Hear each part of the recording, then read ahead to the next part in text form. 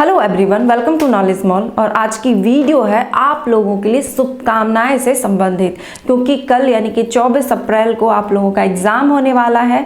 तो बिहार दरोगा SI mains के जितने भी कैंडिडेट्स हैं, जितने भी स्टूडेंट हैं, जितने भी इस चैनल से जुड़े हैं या फिर नहीं भी जुड़े हैं, फर्स्ट टाइम इसी वीडियो को देख रहे हैं, तो उनके लिए भी ढेर सारी शुभकामनाएं। बेस्ट ऑफ लक कि आप लोगों का एग्जाम बहुत ही अच्छा जाए। तो कुछ मैं इस पर बोलना चाहूँगी।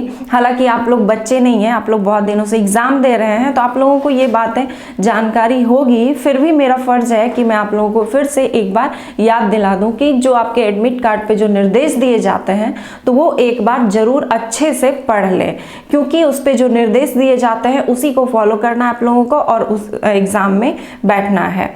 तो और हाँ, कई स्टूडेंट ऐसे होंगे जो घर से निकल चुके होंगे अपने सेंटर पर जाने के लिए, कई स्टूडेंट होंगे जो सेंटर पर पहुंच चुके होंगे और कुछ अपनी जाने की तैयारी में होंगे जिनका कि नज़दीक होगा।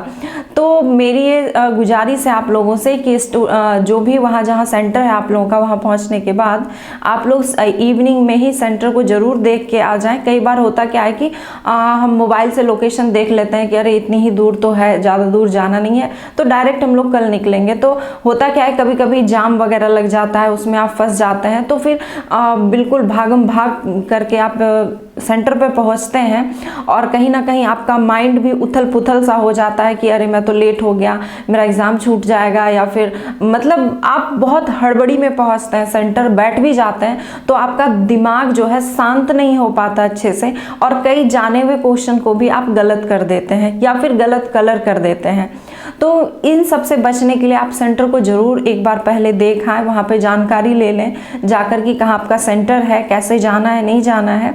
उसके बाद हो सके तो आधा घंटा पहले ही सेंटर पहुँचने के लिए आप लोग निकलें। आधे घंटे इनफैक्ट कि वहाँ पहुँच जाएं, कम से कम 20 मिनट पहले ज़रूर पहुँचें। अपने आप को थोड़ा सा कूल रखें, अपने आप को शांत रखें। और एक चीज़ है, जब आप एग्जामिनेशन हॉल में बैठें और आप क्वेश्चन पेपर ओपन करते हैं, तो कुछ ऐसे क्वेश्चन कई बार होता है कि आप फर्स्ट में ही 2-4 क्वेश्चन ऐसे आ जाते हैं जिनका जिनका आंसर आप जानते हुए भी मतलब वहाँ पे आपका माइंड काम नहीं कर रहा है, या फिर आप नहीं जान रहे, 2-4 क्वेश्चन लगातार ऐसे आ गए जिनका आंसर आप नहीं जानते, तो उन्हें देखकर बिल्कुल भी नहीं घबराना है। कई बार यही गलती करते हैं स्टूडेंट, 2-4 क्वेश्चन लगातार ऐसा आया जिनका आंसर आपको नहीं पता है और घबरा जाते हैं। घबराहट में क्या होता है ना कि जाना हुआ जो क्वेश्चन होता है, जो इजी क्वेश्चन होते हैं, वो भी आप गलत कर देते हैं और यही परिणाम होता है कि आप मेरिट से हट जाते हैं। तो ऐसा बिल्कुल भी नहीं करना है, घबराना नहीं है, अपने आप को बिल्कुल कूल रखना है, बिल्कुल शांत रखना है। आपने इतने दिन जो आपने मेहनत करी है उसका ही आपको बस यहाँ पे उसकी ही परीक्षा हो रही है, बिल्कुल फाइनल परीक्षा,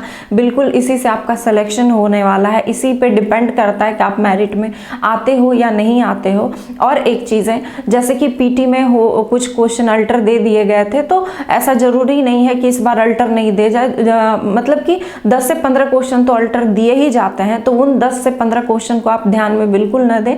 इतना याद रखें कि ये क्वेश्चन अगर आपके लिए अल्टर है तो ये सारे स्टूडेंट जितने भी एग्जाम में बैठे हुए हैं उन सारे स्टूडेंट के लिए क्वेश्चन अल्टर ही है। और क्वेश्चन अगर टफ आ जाता है ना, तो इतना मैंने पीटी में भी कहा था, जब बहुत सारे स्टूडेंट जब कमेंट कर रहे थे तो मैंने कहा था ये बातें कि अगर क्वेश्चन टफ है, क्वेश्चन का लेवल टफ है, तो वो सबके लिए टफ है, तो कट ऑफ उसका कम जाएगा।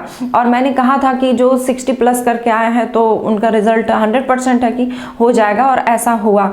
तो इस बार भी याद रखें कि अगर क्वेश्चन टफ पूछे जाते हैं, क्वेश्चन टफ आते हैं, तो उनका कट ऑफ भी कम ही जाएगा, और वो क्वेश्चन टफ जो है वो सबके लिए।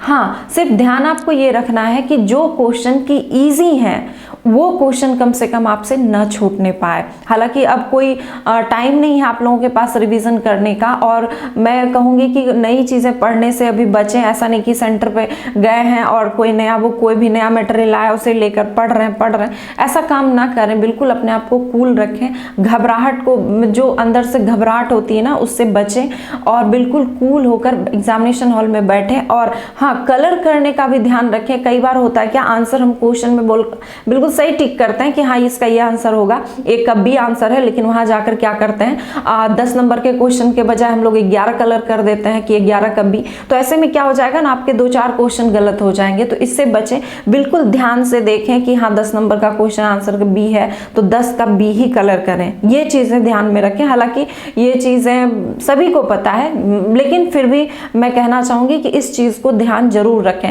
फर्स्ट जब आप पहला बार जब आप बनाएं तो उन सारे क्वेश्चन को सॉल्व करने की कोशिश करें जो क्वेश्चन आप जानते हैं। उसके बाद जब सेकंड बार जाएं तो फिर उन क्वेश्चन को बनाएं जो आपके लिए टू माइंडेड है। और टाइम भी काफ़ी है, ऐसा नहीं है कि टाइम मैनेज नहीं हो पाएगा, टाइम काफ़ी रहता है। तो इन सब चीज़ों का ध्यान जरूर रखें और अच्छे से एग्ज़ाम दें। आप लोगों को एग्ज़ाम के पहले बेस्ट ऑफ लक, बहुत अच्छा एग्ज़ाम जाए और ढेर सारी शुभकामनाएं हैं मेरी आप लोगों के साथ कि एकदम सिलेक्शन लेकर के ही आएँ। Bye bye.